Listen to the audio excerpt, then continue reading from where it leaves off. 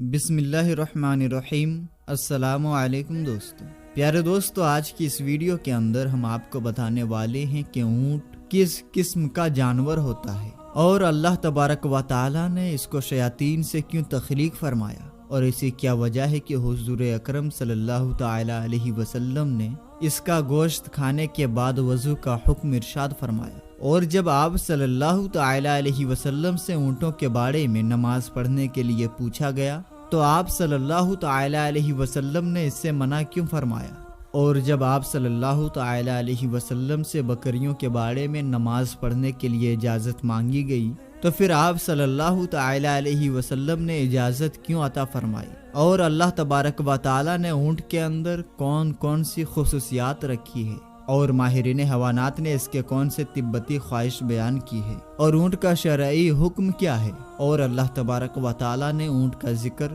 قرآن مجید میں کیوں کیا ہے، اور اگر کوئی شخص اونٹ کو اپنے خواب میں دیکھے تو اس کی کیا تعبیر ہوگی؟ پیارے دوستو، ان تمام تر سوالوں کے جواب ہم آپ کو قرآن و حدیث کی روشنی میں بتائیں گے، لہٰذا ہماری آپ سے گزارش ہے کہ ہماری آج کی اس ویڈیو کو آخر تک ضرور دیکھیے گا۔ میرے دوستو، قرآن پاک میں اونٹ کے متعلق اللہ تبارک و تعالی سورہ غاشیہ کی آیت نمبر 17 میں ارشاد فرماتا ہے، جس کا ترجمہ ہے کہ کیا وہ اونٹوں کو نہیں دیکھتے کہ انہیں کس طرح پیدا کیا گیا؟ میرے دوستو، ابن ماجہ میں ہے کہ نبی اکرم صلی اللہ تعالی علیہ وسلم نے ارشاد فرمایا کہ اونٹ گھر والوں کے لیے باعث عزت اور بکریاں باعث برکت ہوتی ہے، اور گھوڑوں کی پیشانی میں یعنی کہ گھوڑوں کی خیر و برکت قیامت تک کے لیے باندھ دی گئی ہے۔ میرے دوستو، اونٹ بڑے جسم والا جانور ہوتا ہے، اور اونٹ اس قدر طاقتور ہوتا ہے کہ وہ بھاری بوجھ اٹھا کر بغیر تکلیف کے پاؤں پر کھڑا بھی ہو سکتا ہے اور بیٹھ بھی سکتا ہے، اور اگر کوئی چوہیا اونٹ کی نکیل دبا کر جہاں لے جانا چاہے آسانی کے ساتھ لے جا سکتی ہے۔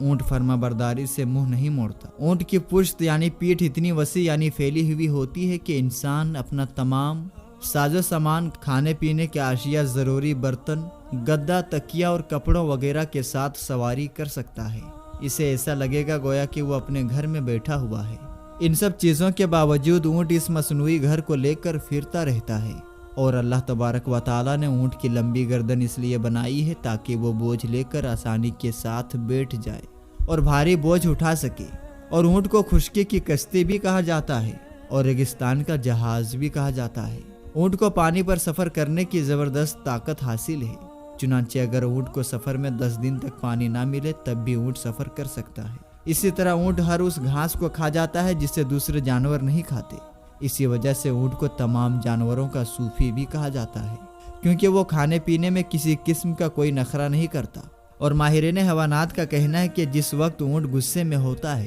تو وہ کسی کی بھی پرواہ نہیں کرتا۔ غصے کی حالت میں اونٹ بدخلست ہو جاتا ہے اور اس کے منہ سے جھاگ نکلنے لگتی ہے اور وہ بلبلانے لگتا ہے۔ اور ماہرین حیوانات کا کہنا ہے کہ اونٹ بغض اور کینہ رکھنے والا جانور ہے، لیکن اس کے ساتھ ساتھ اونٹ میں صبر و تحمل اور دوسروں پر حملہ آور ہونے کی صلاحیت بھی پائی جاتی ہے۔ اور سب سے بڑھ کر حیرت کی بات یہ ہے کہ اونٹ ایسا جانور ہے جس کے پتا نہیں ہوتا۔ شاید اسی وجہ سے اونٹ کے اندر صبر و تحمل کی بے پناہ قوت پائی جاتی ہے اور اطاعت و فرما برداری کا جذبہ بھی پایا جاتا ہے۔ اور اونٹ کی خاصیت یہ بھی ہے کہ وہ کانٹے دار جھاڑیوں کو مزے لے کر کھاتا ہے۔ اونٹ کو ان کانٹے دار جھاڑیوں کو ہضم کرنے میں کسی قسم کی مشکل پیش نہیں آتی۔ اس کی وجہ یہ ہے کہ اونٹ کی اتڑیاں اتنی مضبوط ہوتی ہے کہ اسے خاردار چیز کو ہضم کرنے میں پریشانی نہیں ہوتی، لیکن اونٹ جو کو بڑی مشکل سے ہضم کر پاتا ہے۔ اور اونٹ کا شرعی حکم یہ ہے کہ اونٹ کا گوشت حلال ہے۔ اللہ تبارک و تعالی سورہ مائدہ کی آیت نمبر 1 میں ارشاد فرماتا ہے،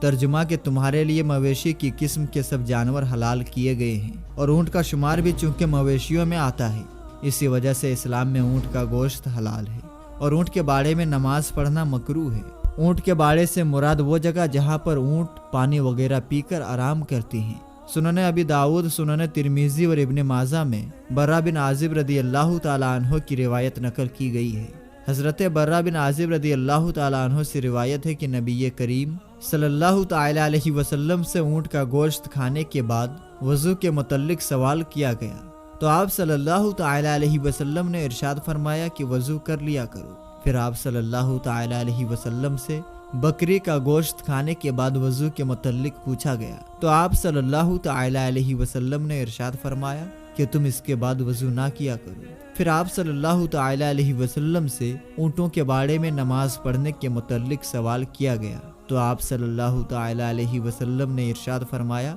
کہ تم اونٹوں کے باڑے میں نماز نہ پڑھا کرو، اس لیے کہ وہ شیاطین کا ٹھکانہ ہے۔ پھر بکری کے باڑے میں نماز پڑھنے کے متعلق سوال کیا گیا، اس لیے کہ بکریاں مبارک ہوتی ہیں، اور حضرت عبداللہ بن مغفر رضی اللہ تعالیٰ عنہ سے مروی ہے کہ نبی اکرم صلی اللہ تعالی علیہ وسلم نے ارشاد فرمایا کہ اونٹ شیاطین سے پیدا کیے گئے ہیں۔ پیارے دوستو، علماء کرام میں اونٹ کا گوشت کھانے کے بعد وضو کرنے میں اختلاف پایا جاتا ہے۔ بعض علماء کہتے ہیں کہ اونٹ کا گوشت کھانے کے بعد وضو کرنا ضروری ہے، لیکن بعض علماء کہتے ہیں کہ اونٹ کا گوشت کھانے کے بعد وضو نہیں ٹوٹتا، اور علماء کرام کی کثیر جماعت کا اس پر اتفاق ہے، اور یہی مذہب صحابہ کرام علیہم رضوان میں سے خلفائے ارواح حضرت ابو بکر صدیق، حضرت عمر، حضرت عثمان اور حضرت مولا علی رضی اللہ تعالیٰ عنہم کا ہے۔ اور یہ جو حدیث کے اندر ارشاد فرمایا گیا ہے کہ اونٹ کو اللہ تبارک و تعالیٰ نے شیاطین سے تخلیق فرمایا ہے، علماء کرام کا کہنا ہے کہ اس کا مطلب یہ ہے کہ اونٹوں کے ساتھ شیاطین ہوتے ہیں۔ اسی وجہ سے حضور نبی کریم صلی اللہ تعالی علیہ وسلم نے اونٹوں کے باڑے میں نماز پڑھنے سے منع فرمایا ہے، اور بعض علماء کا کہنا ہے کہ اس سے مراد یہ ہے کہ اونٹوں کے اندر شیاطین کے اخلاق و عادت پائی جاتی ہے، اسی وجہ سے نبی کریم صلی اللہ تعالی علیہ وسلم نے ارشاد فرمایا کہ اونٹوں کو شیاطین سے تخلیق کیا گیا ہے۔ بہرحال پیارے دوستو، اس کا مطلب یہ ہرگز نہیں کہ ہم اونٹوں پر ظلم و ستم کریں اور نہ ہی ان کو مارے پیٹیں اور ان کی طاقت سے زیادہ ان پر بوجھ لا دیں، کیونکہ یہ بھی اللہ تبارک و تعالیٰ کی ایک مخلوق ہے، اور جو اللہ تبارک و تعالیٰ کی مخلوق پر رحم کرتا ہے اللہ تبارک و تعالیٰ بھی اس پر رحم کرتا ہے۔ اور ماہرین حیوانات کا اونٹ کے طبی خواہش کے حوالے سے کہنا ہے کہ اگر اونٹ کے بالوں کو جلا کر بہتے ہوئے خون پر چھڑک دیا جائے تو خون بہنا فوراً بند ہو جاتا ہے، اور اگر اونٹ کی چھچڑی کسی عاشق کو آستین میں باندھ دی جائے تو اس کا عشق ختم ہو جاتا ہے۔ اونٹ کے پیشاب کو نشہ میں مبتلا آدمی کو پلا دیا جائے تو اس کا نشہ اس وقت اتر جاتا ہے، اور اونٹ کا گوشت انسانی جسم کو طاقت فراہم کرتا ہے، نیز جگر کے وروں میں مبتلا شخص کے لیے فائدہ مند ہے، یعنی جس کے جگر پر شیجیس آ گئی ہو، اگر وہ شخص اونٹ کا گوشت کھائے تو اس کے لیے فائدہ مند ہے۔ اور اونٹ کو خواب میں دیکھنے سے متعلق اہل علم کا کہنا ہے کہ اگر کسی شخص نے خواب میں دیکھا کہ وہ 100 اونٹوں کا مالک ہو گیا ہے تو اس کی تعبیر یہ ہوگی کہ وہ باعزت لوگوں کی حکمران بنے گا اور اسے بہت سا مال ملے گا۔ اسی طرح اگر کسی نے خواب میں دیکھا کہ وہ اونٹنیوں کے ریوڑ کا مالک ہو گیا ہے یا اسے کوئی بکریاں یا اونٹ مل گیا ہے تو اس کی بھی یہی تعبیر ہوگی۔ اور اگر کسی شخص نے خواب میں مویشی چھپائی دیکھے اس حال میں کہ اس نے انہیں چرانے کے لیے چھوڑ دیا ہے تو اس کی تعبیر یہ ہوگی کہ اللہ تبارک و تعالیٰ کی طرف سے اسے کوئی نہ کوئی نعمت ملے گی۔ اور اگر کسی شخص نے خواب میں دیکھا کہ وہ عربی اونٹوں کو چرا رہا ہے تو اس کی تعبیر یہ ہوگی کہ وہ عرب قوم کا سردار بنے گا۔ اور اگر کسی نے خواب میں دیکھا کہ کسی شہر میں اونٹ ہی اونٹ ہیں تو اس کی تعبیر یہ ہوگی کہ اس شہر میں وبا اور جنگ وغیرہ کا خادشہ ہے۔ اور اگر کسی شخص نے خواب میں دیکھا کہ وہ اونٹوں کا مالک ہو گیا ہے تو اس کی تعبیر یہ ہوگی کہ اس شخص کو عزت و عظمت کی دولت نصیب ہوگی۔ اللہ تبارک و تعالیٰ اور اس کے محبوب صلی اللہ تعالی علیہ وسلم زیادہ جانتے ہیں۔ اللہ تبارک و تعالیٰ سے دعا ہے کہ اللہ تبارک و تعالیٰ ہمیں تمام مخلوقات پر رحم کرنے کی توفیق عطا فرمائے اور ہمیں اپنی زندگی حضور نبی کریم صلی اللہ تعالی علیہ وسلم کے